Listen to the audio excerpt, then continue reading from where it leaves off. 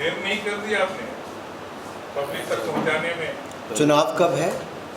बस कल भर 5 बजे तक आपका समय है। बस इसके बाद अगला हमारा ही समय है। अनुराग जी, आप लोग महतारी बंधन योजना के तहत फॉर्म भरा रहे हैं। रायपुर के एक इलाके में वो फॉर्म भरा हुआ पूरे नाम में पड़ा मिला है। आज शैलजा जी ने यह मामला उठाया है कि आप लोग इसको सिर्फ बलगा रहे हैं, महिलाओं को रोहन दे रहे हैं, इस तरह की बात होने की क्या कहना है? मैं एक उनसे कहना चाहता हूँ, 5 साल झूठे वादे और अधूरे, ये सारी छत्तीसगढ़ की जनता ने भी देखे, राजस्थान ने भी देखे, अब हिमाचल और कर्नाटक ने भी देख लिए। कांग्रेस को चेहरा दिखाई नहीं मिल रहा, कहीं पे कालक पोथी हुई है पूरे चेहरे पर। कोई कोयला, कहीं शराब घोटाला, कहीं महादेव ऐप घोटाला। ऐसी हालत कांग्रेस की हो गई है कि आज अपने मुख्यमंत्री से दूरी बना रहे हैं। ये क्यों? कूड़ेदान में तो उन्होंने अपने उन नेताओं को फेंक दिया, कभी जिनके साथ कंधे के साथ कंधा मिलाकर चल रहे थे, आज दूरियां बनाकर चल रहे हैं। अनुराग जी एक सवाल है। छत्तीसगढ़ में मुझे कोई जल्दी नहीं है, आप जितने मर्जी सवाल पूछो। छत्तीसगढ़ में जो विधानसभा चुनाव होने जा रहे हैं, 5वां विधानसभा चुनाव है। पहली बार ये ऐसा देखने में आ रहा है इस चुनाव में कि प्रधानमंत्री सभाएं पर सभाएं ले रहा है, तो क्या बहुत बड़ा चैलेंज है? भारतीय जनता पार्टी के लिए हर चुनाव बहुत महत्वपूर्ण है। और आप मोदी जी के जब संगठन में थे, पार्टी में भी नहीं, जब संगठन यानी कि जब मुख्यमंत्री ने उससे पहले पार्टी में थे, तब से लेके आज तक का समय देख लीजिए, कोई चुनाव नरेंद्र मोदी जी हल्के में नहीं लेते हैं। 100% मोदी जी का योगदान होता है। लेकिन साथ ही साथ बड़प्पन देखिए, जहाँ चुनाव है वहाँ तो इतनी मेहनत कर ही रहे हैं, लेकिन कल झारखंड में 2 दिन की यात्रा पर हैं। 15 नवंबर को जनजातीय गौरव दिवस भगवान बिरसा मुंडा के नाम पे किसी ने मान सम्मान दिया तो नरेंद्र मोदी जी ने दिया। रानी दुर्गावती के नाम पे बड़ा कॉम्प्लेक्स और बड़े काम किए तो मोदी जी ने किए। हमारे एकलव्य स्कूल 740, 36,000 करोड़ की योजना, 38,000 लोगों को रोजगार मिलेगा, लाखों बच्चों को, जनजातीय बच्चों को पढ़ने के अवसर मिलेंगे, मोदी जी ने दिए। और कल भी 24,000 करोड़ की योजना जनजातीय लोगों के लिए खड़ी करने जा रहे हैं कि उनको चरणबद्ध तरीके से कैसे ऊपर लाया जाए।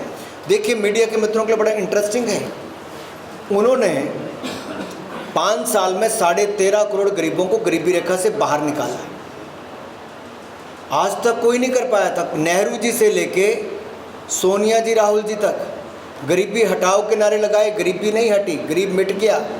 मोदी जी ने, गरीब माँ के बेटे ने गरीबों को गरीबी रेखा से बाहर निकाला। फिर जो इनके समय होते थे बैकवर्ड डिस्ट्रिक्ट, हमारे होते हैं एस्पिरेशनल, इनके पिछड़े थे, हमने आकांक्षी जिले कहा। उन 118 जिलों के आंकड़े निकालिए, सभी मित्रों से कहता हूँ, कैसे वो बाकी जिलों के बराबर आके खड़े हो गए, कुछ उससे आगे निकल गए। इनके समय शब्द होता था विकलांग, हमने कहा दिव्यांग। आज उनके प्रति हमारी योजनाएं देखो। आज पैरा गेम्स, एशियन गेम्स में देखो, हमने 111 मेडल जीते, जो आज तक के रिकॉर्ड है। Deaf Olympics, Paralympics, special Olympics में आज तक के रिकॉर्ड मेडल हमने जीते। 19 medal Paralympics, 20 medal deaf Olympic, 200 से ज़्यादा मेडल स्पेशल ओलंपिक्स में। ये दिखाता है मोदी सरकार कहती नहीं, करके दिखाती है। ये जो कल 24,000 करोड़ की जनजातीय लोगों के लिए योजना लॉन्च होगी, ये बहुत बड़ा बदलाव उनके जीवन में आने वाला है। अनुराग जी, मेरा पिछली बार भी ये सवाल था, आप बार बार आते हैं, दिल्ली के उदाहरण देते हैं, दिल्ली के नेता गिरफ्तार हो रहे हैं, यहाँ आज तक कोई नेता गिरफ्तार नहीं हुआ। आपकी मनोकामना जल्द पूरी करेंगे भाई साहब। ये भी कहने लगे, ये जांच एजेंसियों का काम है, लेकिन ये आपकी मनोकामना जल्द पूरी होगी। भाई एक मिनट रुको ना, उनको अपना सवाल पूरा करो। भूपेश जी तो ये भी कहने लगे हैं कि 17 तारीख के बाद ईडी आएगी, अब ब्रेक लेंगे और वो फिर लोकसभा चुनाव में आएंगे। मैं आपको भूपेश जी का लटका हुआ, मुरझाया हुआ चेहरा, ये झूठे वायदे उसके कारण तो है ही है, लेकिन उनको पता चल रहा है कि भ्रष्टाचार मुक्त देश करने का जो मोदी जी ने संकल्प लिया है, उसके कई उदाहरण देखने को मिले हैं। इन्हीं कांग्रेस के वरिष्ठ नेता आज बेल पर बाहर हैं। मैं आपको याद करा दूं, बेल पर हैं और बाकियों को भी जेल जाने में देर नहीं लगेगी, क्योंकि कानून अपना काम करेगा, जांच एजेंसी अपना काम करेगी। सर, ये कांग्रेस के राष्ट्रीय अध्यक्ष ईडी को बीजेपी के राष्ट्रीय वो प्रचारक बता रहे हैं, चुनाव से पहले जहां चले जाते हैं। देखिए, मुझे लगता है अगर किसी ने कोई घोटाला नहीं किया तो डर काहे का। अरे नेताओं को तो खुले में आके बोलना चाहिए, करो जांच, छिपाने के लिए कुछ ना हो तो। लेकिन इतनी जगह मुंह काला किया है, कोयले से लेके शराब से लेके बाकी तक। गंगा जल की कसम खाई थी, शराब मिटाने की नहीं, घर घर पहुंचाने की कर दी। किस मुंह से जाएंगे भाई साहब? भूपे भ्रष्टाचार के बाद जो हुआ है ना, अब जनता सब जान गई। इंतजार कर रही थी जनता जवाब देने वाली। गैस सिलेंडर देने की जो घोषणा की है कि 500 रुपए में गैस सिलेंडर देंगे, ये चुनावी प्रदेशों के लिए है कि पूरे देश के लिए? मैं आपको बताता हूँ, अच्छा सवाल है। और पूरे देश में क्यों नहीं? अच्छा बात है, नहीं पूरे देश में भी है मेरे भाई। दुनिया भर में गैस की कीमतें 3 गुना ज़्यादा बढ़ी। हमने तब भी देश भर में गैस की कीमतें उतनी नहीं बढ़ने दी, 0.6% बढ़ी, यानी कि 1% से भी 1 गुना से भी ज़्यादा बढ़ गई। अब देखिए, जो 1100 रुपये का सिलेंडर था उसको कम करके 603 रुपये का कर दिया है प्रधानमंत्री उज्ज्वला योजना के लगभग 10 करोड़ लाभार्थियों के। ये देश भर में किया वैसा। जिन सामानों में कीमतें बढ़ी है पिछले लास्ट 6 मंथ या 1 ईयर के बीच में, लाइक पेट्रोलियम में, उन सब दामों पे नियंत्रण लाने के साथ कम कैसे कर पाएगी? मेरा पीछे बैठे भाइयों से निवेदन है, जरा शांति बख्शेंगे। उन सामानों में रेट पे कमी कैसे ला पाएगी भाजपा की सरकार? मैं पहले तो आप जांच भी कर लीजिए, आंकड़े जान सकते हैं। दुनिया भर में खाद की कीमतें लगभग 2 से 3 गुना बढ़ गई थी। हमने पिछले 3 साल में 1 रुपये का बोझ भी किसानों के ऊपर नहीं पड़ने दिया। पिछले साल 2.5 लाख करोड़ से ज़्यादा की सब्सिडी यूरिया पर थी। अभी ताज़ा हमने 23,000 करोड़ की मार्च तक की सब्सिडी अलग से यूरिया के लिए दे दी है, ताकि उस पर बोझ ना पड़े। जहाँ तक पेट्रोल और डीजल के दाम हैं, 2 बार मोदी सरकार ने सेंट्रल टैक्सेस में कटौती की ताकि गरीब जनता पर बोझ ना पड़े। हमने गैस के दाम भी कम किए। ये मोदी सरकार है जिसने अंतर्राष्ट्रीय दाम बढ़ने के बावजूद भी यहाँ पर लोगों को बोझ नहीं पड़ने दिया। यही कारण है कि दुनिया में जब महंगाई बढ़ी तो हमारे देश में महंगाई नियंत्रण में रही। आज 4.6 या 7% के लगभग महंगाई है। 80 करोड़ और 80 करोड़ गरीबों को 30 महीने तक राशन हमने अलग से दिया। खाद्य सामग्री पे भी मैं बता रहा हूँ भाई साहब, आज तक का अगर आप देखेंगे आंकड़ा तो सबसे कम में है। दुनिया से कंपैरिजन करें तब भी बहुत कम है। कांग्रेस के समय ना कोविड था ना कहीं युद्ध था, लेकिन 2013-14 में 13% महंगाई दर थी, 13%।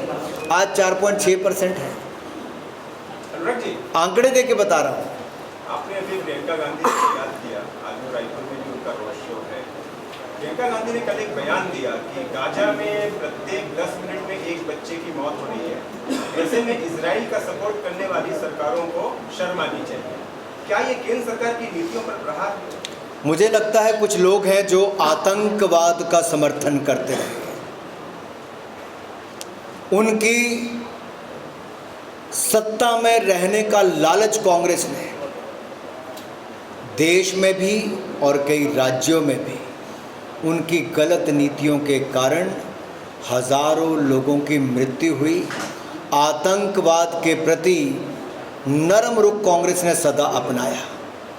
देश के कोने कोने में बम विस्फोट होते थे, मौनी बाबा मौन धारण करके रहते थे, क्योंकि रिमोट कंट्रोल किसी और के हाथ में था। 26/11 का हमला हुआ, कांग्रेस के मुख्यमंत्री किसके इशारे पे एक फिल्म डायरेक्टर को सीन पे लेके चले गए थे, कोई वापसी कार्रवाई नहीं की। दुनिया के सामने हाथ फैलाकर मांगते थे, बचा लो आतंकवादियों से, घुसपैठ से बचाओ। आज नरेंद्र मोदी की सरकार है, सर्जिकल स्ट्राइक भी करती है और आतंकवाद फैलाने वाला और घुसपैठ करवाने वाला आज दुनिया में गुहार लगाता है कि बचा लो।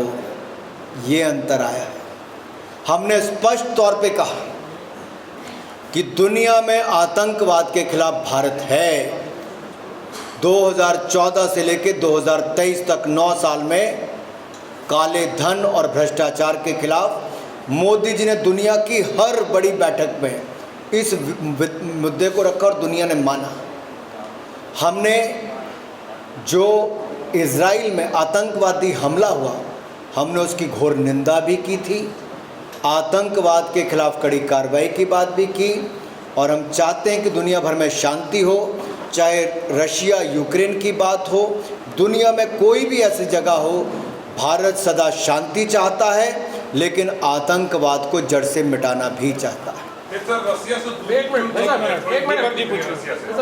दीपक जी पूछिए। दीपक जी आइए। सवाल है, जिस फ्री पीस के लिए केजरीवाल को क्रिटिसाइज किया जाता था, उसी दिशा में पहले छत्तीसगढ़ कांग्रेस बढ़ी, फिर उसी दिशा में आप लोग भी बढ़ गए। ऐसी क्या जरूरत आने पड़ी कि दोनों मुल्क की तमाम चीजें देने लगे?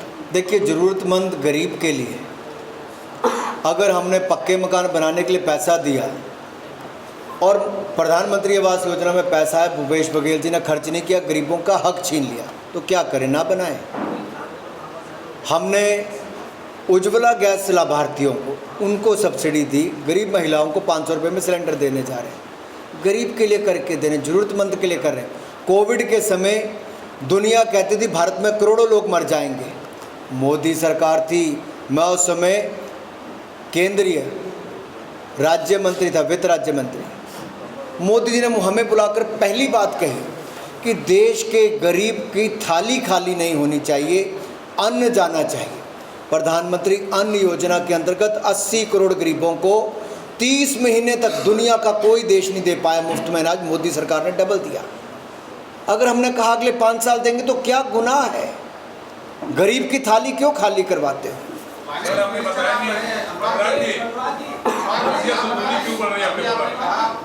देखिए, रशिया यूक्रेन में जब युद्ध भी चल रहा था, 23,000 भारतीय विद्यार्थी और नागरिक फंस गए थे। दुनिया की कोई सरकार वो नहीं कर पाई जो ऑपरेशन गंगा में मोदी जी ने करके दिखाए और युवा तिरंगा लेकर खरौंच लगे बगैर युद्ध की भूमि से सुरक्षित निकल कर आए। हम लोगों ने तब भी कहा था और अब भी कहते हैं, शांति ही चाहिए और किसी भी बात का हल टेबल पर निकलता है, बातचीत से निकलता है और बातचीत को ही प्राथमिकता देनी चाहिए। बहुत बहुत धन्यवाद।